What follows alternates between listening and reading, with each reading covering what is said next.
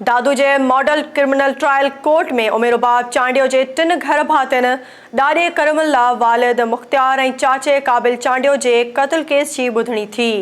SS news जे reporter Aqeel लाखो मूजिब इल्ज़ाम हेठि आयल सरदार अहमद ख़ान चांडियो ऐं बुरहान ख़ान चांडियो जो वकील गैर हाज़िर हुजण सबबि ॿुधणी 9 नवंबर ताईं मुलतवी कई वई।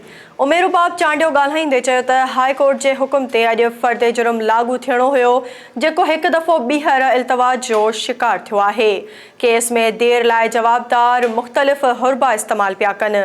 हुन चयो त मूं समेत मुंहिंजी फैमिली खे जान जो ख़तरो आहे। मुंहिंजे ॾाॾे वालिद ऐं चाचे खे क़त्ल कंदड़नि खे फाही ते पहुचाइण ताईं ख़ामोश न वेहंदसि।